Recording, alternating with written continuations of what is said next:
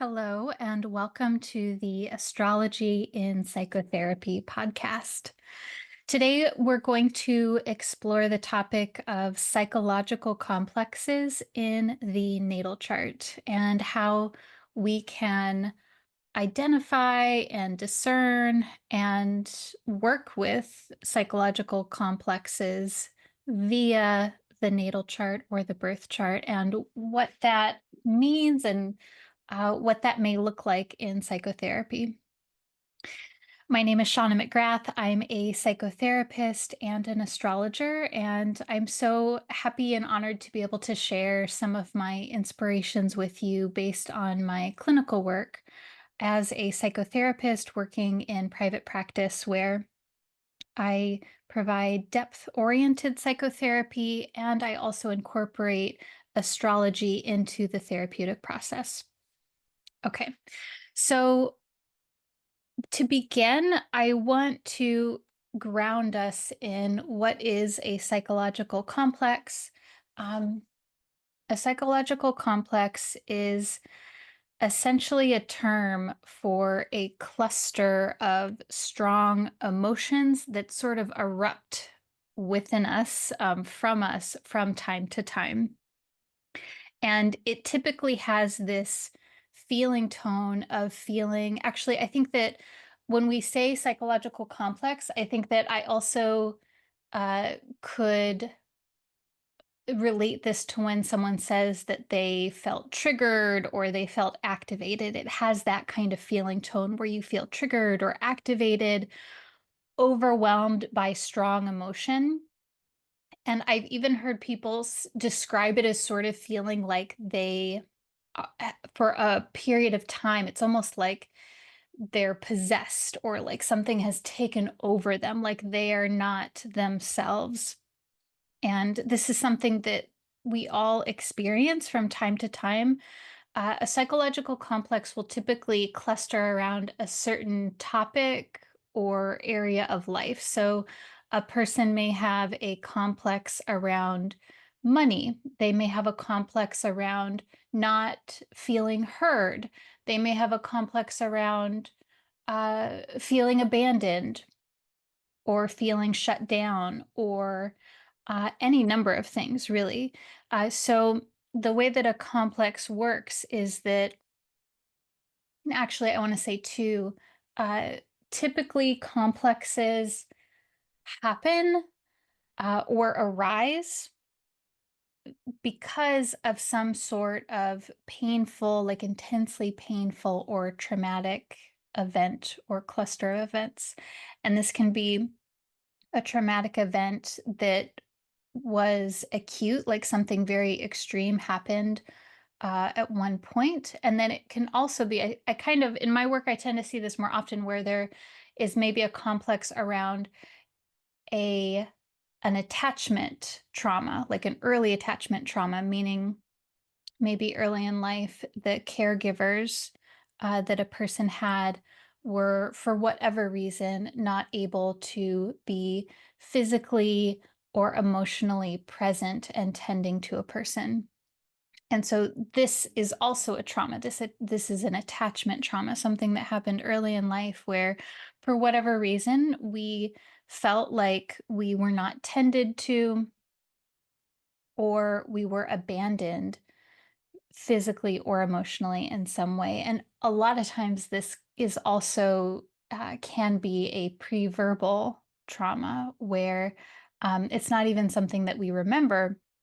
And then what happens is a complex sort of gets created. And I've heard it described as sort of like this snowball that, we have sort of the initial experiences that we find painful. And then throughout our life, uh, this all happens unconsciously. Throughout our life, we sort of collect additional experiences that reinforce that original attachment trauma.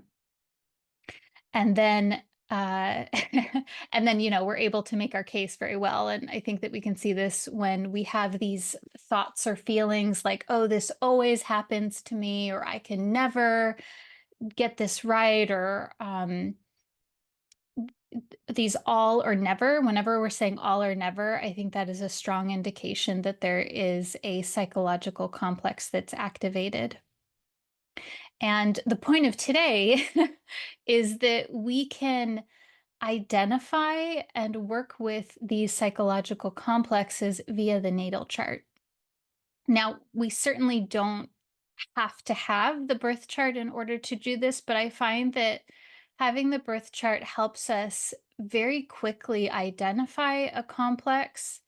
And it also helps to validate a complex because the beauty of the birth chart and transits for that matter as well is that uh, it sort of creates some space from what it is that we're experiencing, and it sort of makes it feel less personal, and it makes it feel, which I know sounds paradoxical, but it sort of makes it feel less personal and less like there is something wrong with us because we can point to this objective thing, a birth chart, a natal chart, a transit, and we can say, "Oh, I'm feeling this." And when I look at the chart, that reflects that. So that means there is not inherently something wrong with me. This is something that is moving through me. And then my hope also is that we can look at whatever astrological signature that is there and to get a more open, spacious, curious, and fully fleshed out potential of what is actually happening and what are the other possibilities here. And I think this is so incredibly important, especially with complexes, because when we're activated by a psychological complex, it's sort of like the walls close in and we tend to do what's called splitting, where we think in either or, positive or negative, black or white. We have this like it's either this or this, and there's no in between. And that is a time when we really need to have more space and flexibility and openness to possibilities. And now, of course, the tricky part is when a person is in a psychological complex, there really is no flexibility because we're activated, our flight, fight, freeze, fawn response is activated. This is a biological phenomenon. And so we can't think our way out of that. We cannot use our cognitive function to think our way out of being activated. Now, we can certainly do things when we're not activated to sort of we can okay, let's say we can create a plan.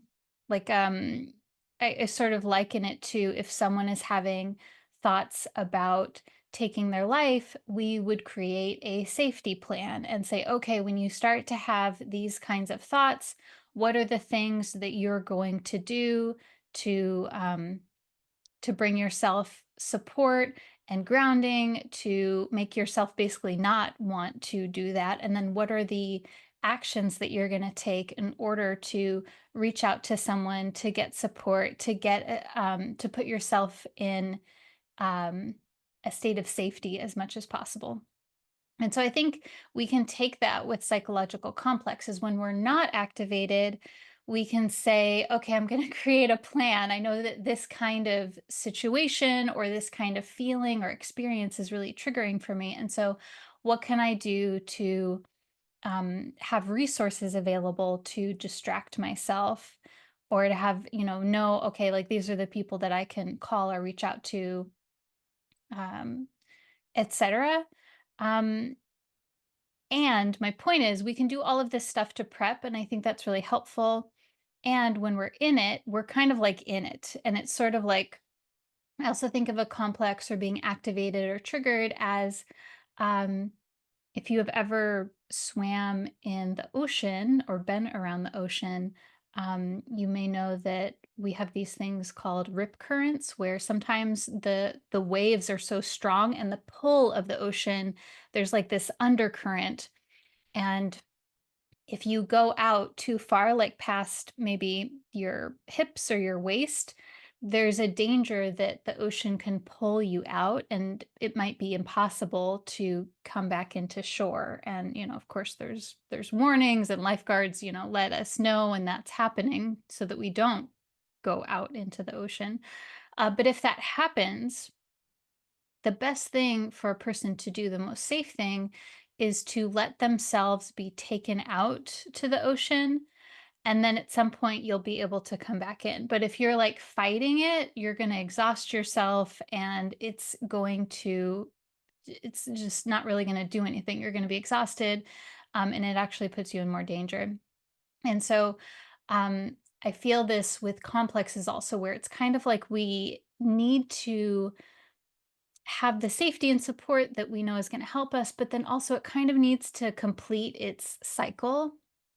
It kind of needs to run its course. And then once we are not activated anymore and we're in a place of regulation, then we can contemplate what's going on. And I think, then we can also look at the birth chart and say, okay, like what's going on here and what's happening here.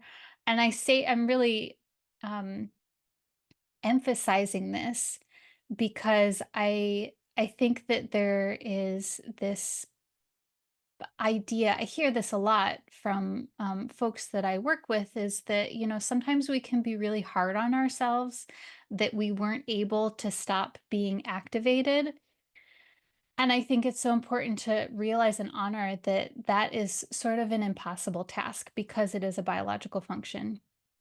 And or maybe I shouldn't say impossible, because there are things that we can do to interrupt a dysregulation, but it's tough. It's really challenging. And I think that we're always doing the very best that we can. And I want you to be really gentle with yourself as this is something that you're contemplating, if this is something that you're experiencing. Um, to yeah, be gentle with yourself and know that you're always doing the best that you can. And with stuff like this, we really need another human being or human beings or community support to navigate these things, because it's often incredibly difficult to self-regulate. I'm a fan of co-regulation, which I know is a very therapist thing to say, maybe. And I know that we don't always have access to other people, but I think that it's important to remember that you don't have to do this all on your own, that you can and should ask for help. And that is absolutely not a failing. That is actually takes a lot of courage and strength to ask for help when you need it. Okay, so I do want to ground this into, okay, what is this? What do we actually mean when we're talking about looking at this at the birth chart?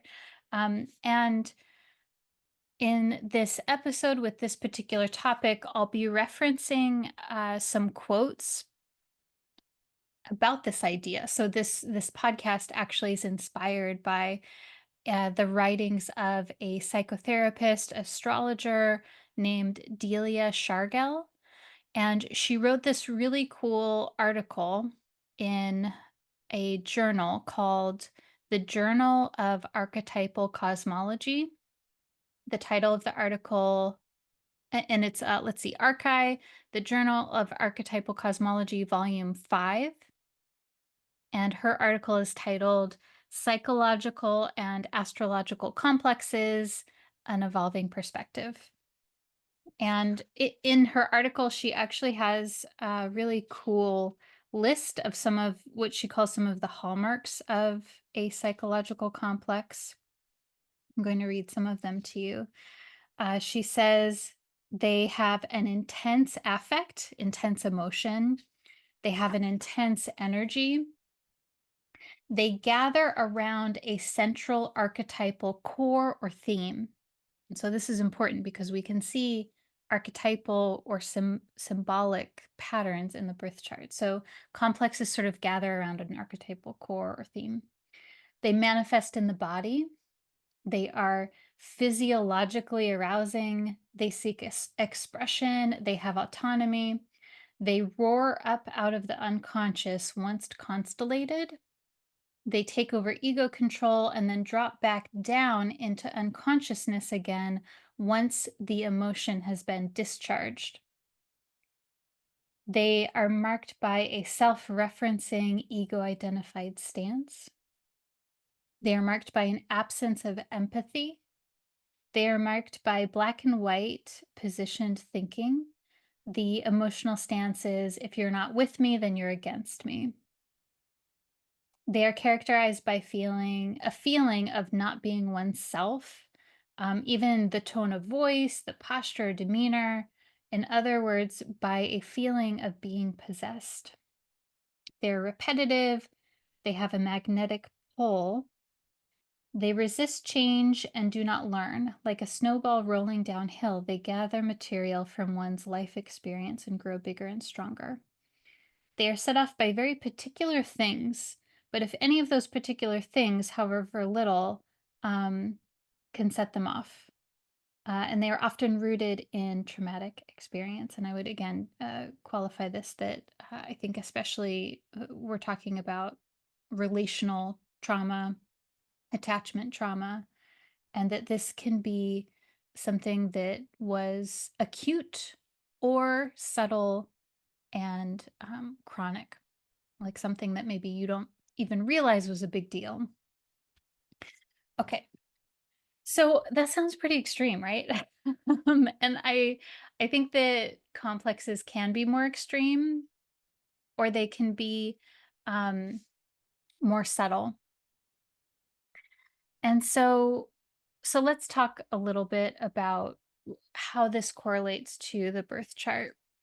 So one thing that Delia says in this article, she talks about how astrology reflects psychological patterns. And I would even add that astrology reflects a healing potential. She says a psychological complex can be discernible in the natal chart, and that by deepening our inquiry into the archetypal core of a complex using the planetary archetypes, that a healing shift can occur. And so to to give you an example of this, I think that when we're talking about maybe, let's say, an astrological signature that involves Mars Saturn, maybe Mars Saturn are conjunct. This theme, the symbolic or archetypal core of that, is frustration and judgment.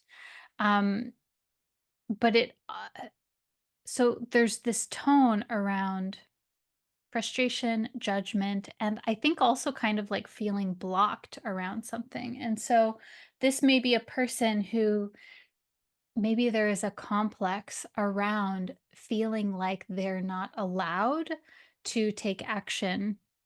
And I think too, with Mars Saturn, there's also kind of this potential psychologically for feeling demeaned or feeling like stamped down.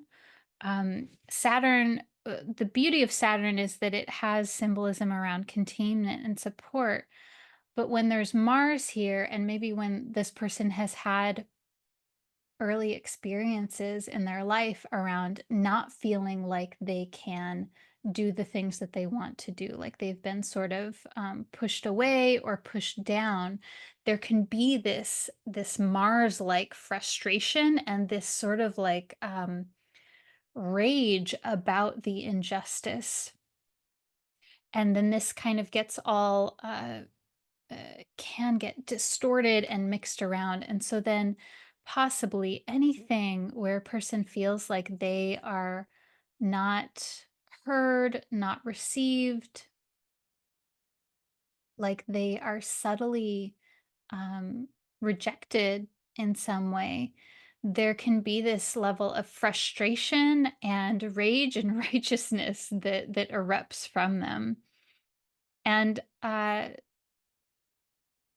think that when we're looking at this, we can say, yeah, okay, like that is something that is a very intense experience. And usually when a person is coming into psychotherapy, at that point, they're doing so because this has become a problem in their life. This has become something that uh, causes them pain or is disruptive in their life in some way. So it's become um, intolerable in some way.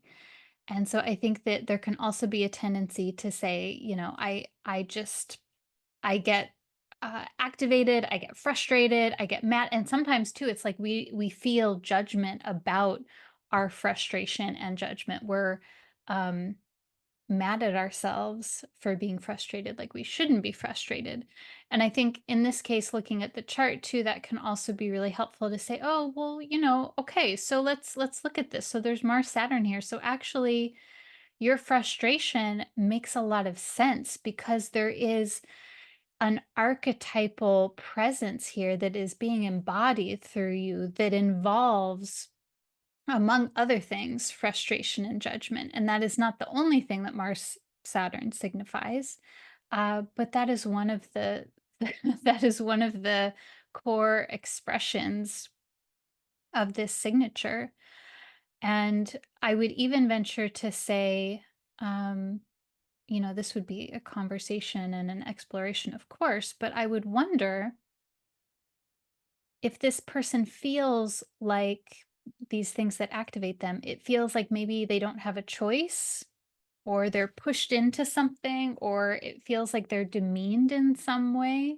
I would wonder about that because uh, there's something here around the Saturn element sort of sparking the Mars element, the sense of lack of options.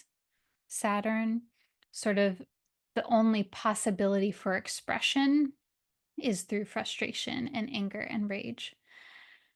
And then I would want to explore the righteousness of this anger, the validity of this anger, and that the anger is not bad. The feeling this way is not bad. It simply is. And then over time, um, how does this anger serve a purpose for this person? Often, anger tells us when something is wrong. It tells us when a boundary has been crossed, a limitation has been exceeded, whether that is someone else crossing a boundary or limitation that we have, or us crossing our own limitation or boundary, whether that is physical, mental, emotional, spiritual. And so this may also involve identifying where this Mars Saturn person has repetitively crossed their own boundaries or limitations by pushing themselves further than they're able to tolerate. And why that may be, what are the storylines or the internalized voices about what it means to push yourself farther and to keep going past your uh, optimal comfort level.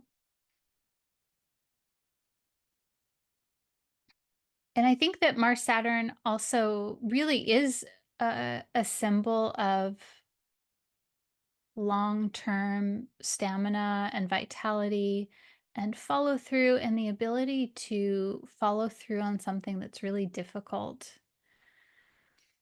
And so I would also wonder too if this person that's having a challenging time may, I don't know, like sometimes I think Mars Saturn people can stick with something out of, let's see, what's the word here? Out of obligation. And maybe this thing or commitment has run its course in its current iteration. Maybe something needs to be revised here. I'm also thinking too, let's say someone has the Mars Saturn conjunction, and then um, they have a Uranus transit to this aspect. Let's say they have Uranus conjunct Mars Saturn. Uh, that may that may be a symbol that whatever they've been doing over a long period of time that's been very difficult, maybe that situation needs to be reimagined or would benefit from being reimagined. What's happening, what has worked is no longer working.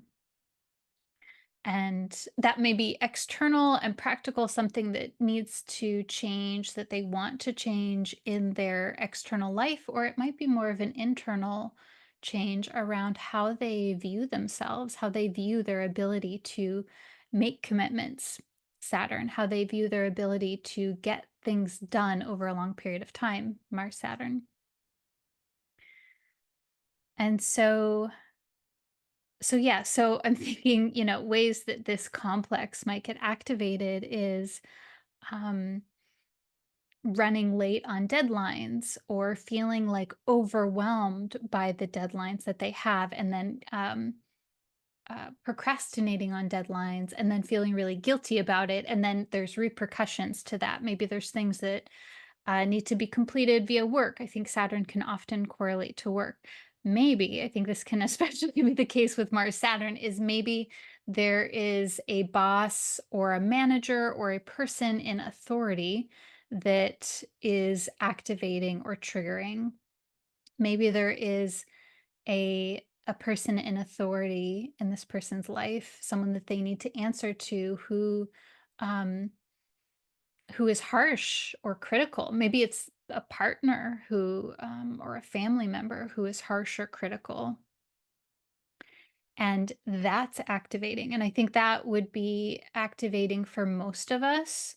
But I think, especially for a Mars Saturn person, there can be this complex that is created around criticalness, judgment, and that when the Mars Saturn person feels pressed down in some way, that the Mars Saturn complex is like, no, like you're not going to mess with me. I'm going to fight back. And so I think that's also the balance here, is figuring out, okay, like how can the Mars Saturn person connect with healthy and righteous uh, agency, and that is going to involve anger when there is an injustice towards them. But then how can they do so in a way where it is also life-giving, where it is, rather than being destructive and a kind of like scorched earth sort of mentality, how can they do so in a way that is psychologically protective and empowering? And that actually feels like a nice segue to the other thing that one of the other points here is that the beauty of this is that astrology reflects a wide spectrum of potential. And so in her article, Delia Shargel says, a dazzling spectrum of possibility, from light to shadow, is available to an astrological complex while still being completely resonant with its archetypal core. And so I think this is what's really cool about astrology, especially astrology used as a therapeutic tool, a therapeutic intervention in the healing process, is that the symbolism of one aspect or planet or house or configuration, there is such a full spectrum of possibility, and that is always evolving, because the more that we live, the more that we are embodying the astrology, like we are literally walking transits. And as we live and have different experiences, our experiences are sort of drawing forward additional symbolism via astrology. So, like, for example, technology and the internet, these things did not exist when astrology first came into being in the Hellenistic times.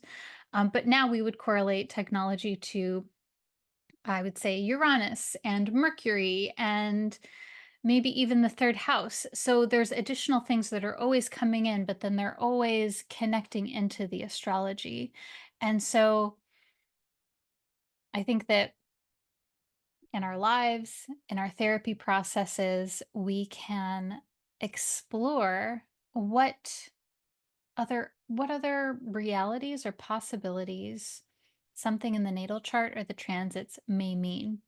And I think that this is so yeah, actually, I'll say I think this can be really difficult sometimes, especially when we are feeling like like when we've had a chronic, long-standing situation, when we've had something that it's like I've tried everything and it just hasn't worked and I just can't get this, I can't transmute this thing or this part of my life. It's always been this way. I think it can be really difficult to imagine another possibility. And I hear this even in the astrological community too. I think that the shadow side of astrology is that at worst, we can look at our chart and say, I have Mars Saturn. That's why I'm like this. That's why I'm always just, flying off the handle, or why I always have bad um, partners or bosses, or people are always mean to me. And this is just how it is. And frankly, that makes me feel really sad when I hear things like this, when I hear folks say, oh, yeah, I have this in my chart and that makes me this way. And it makes me sad because it sort of cuts off our power, our choice, our autonomy, our freedom. And it also makes a lot of sense to me at the same time, because I think that when we're in a place where we have tried so hard to have a different experience, we've tried so hard to reduce our suffering, to change our situation, and nothing is working, it can be really disheartening, and it can actually be, in some ways, therapeutic to blame the astrology, because then it's not your fault, it's the astrology's fault. And so I think in some ways that is a healthy psychological defense against our suffering. And my hope is that we don't stay there forever. My hope is that we find some support in the astrology to sort of like edge open that doorway of possibility.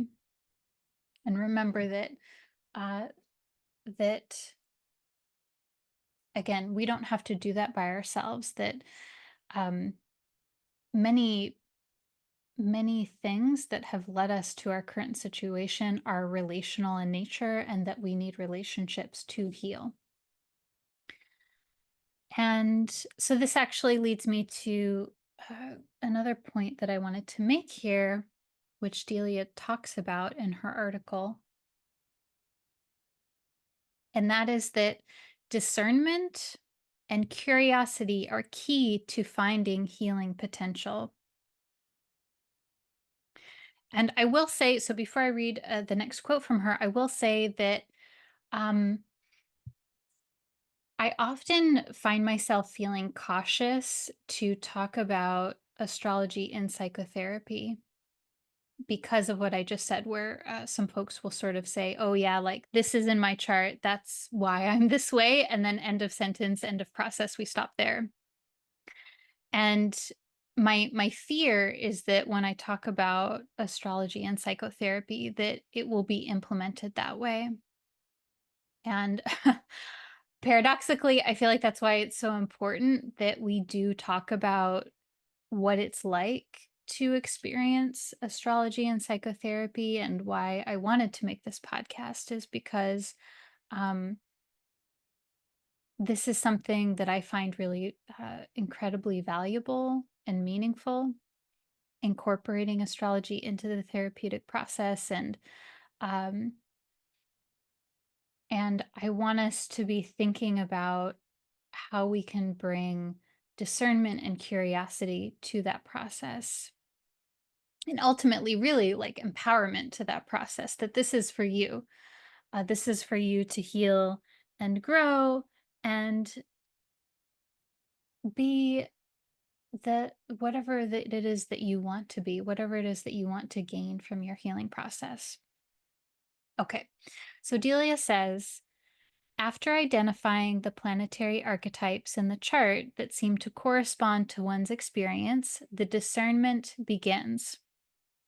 By recognizing the archetypal core of a psychological complex and breaking it down into its planetary constituents, one can more easily sense the deeper wisdom lying in potential in a problematic pattern. And she really emphasized the in potential part here.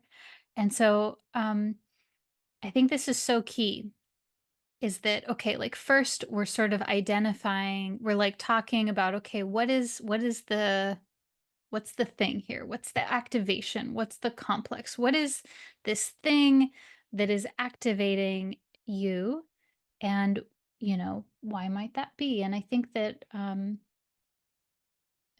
actually thinking about when I talk to people in my clinical work, um, oftentimes I like to really sit with their experience and to thoroughly explore that before we jump to the chart. And I think that's important because uh, the, the way that I work, the way that I view the psychotherapy process is that you have all of the answers and the wisdom inside of you, whether you realize it or not. And that through us talking together and in a curious, open, spacious way as much as possible, us exploring what is happening here, exploring the challenge, that answers and information will arise. I really trust in that process. And I find that jumping to the chart uh, kind of, prematurely or jumping to it to like find the answer sort of cuts off your innate wisdom. And so I think this is such like an art and a nuanced process. There's no, you know, mm, there's no like specific guideline or rule of thumb as far as how this goes. Uh, it's a very feeling function type of thing. Um, I'm an intuitive feeling person, and so that's the way that it works for me at least. So I think, yeah, this discernment and curiosity is first exploring what it is that's going on with you and what this challenge or problem or activation, how does that work? What is it like? When does it happen? How long has it been happening? When has it been worse or better? Etc. And then we go to the chart and we're kind of like, okay, where do we see this happening? And actually, when I'm working with clients, if they want to include their astrology birth chart into the process, I'll usually have their chart queued up and ready. And of course, working together, I have a familiarity with their chart. And so as they're talking, even, I feel like I sort of have in my peripheral consciousness, the chart is sort of there. And so as they're talking, I feel like the chart for me comes alive with hearing their experiences. And so then we look at the chart together and are like, okay, like where do we see these experiences that you're describing? Where do we see that in the chart? And and then we start to look at that and to get curious about, okay, like how interesting it is that this is how this is working and where do we see this experience correlated to the chart here. And it's really a cool process because the chart sort of comes alive and then we notice additional things. And I think the key here is this open curious process. And when I say that, it's kind of this feeling tone of being curious as to what these patterns are communicating. what is this problem or symptom or challenge? What is it? What wisdom does it have to offer? What is the psyche trying to communicate to you? And I think too, where can we see the helpful descriptions as well as the challenging ones? And and also holding space for whatever it is that's happening. Um, there often even the things that we do that are, somewhat challenging or even, self-destructive in some way, it's often still the psyche is trying to protect itself. So let's say you have a pattern where um, you sort of um, have a fear of being close to people, and you tend to detach or push them away. And this is something you're like, I don't know why I keep doing this. This is something that happens, and I really want to be close to people, but I keep doing these things to push them away. What's wrong with me? That's usually the question, right? What's wrong with me? And I like to reframe this as there is something in that is a protective function. At some point in time, you learned that it is scary or unsafe to be too close to people. And so the psyche is like, okay, I know that intimacy is threatening or scary or dangerous. And so this is all unconscious, right? I'm going to create distance, and that is going to protect me.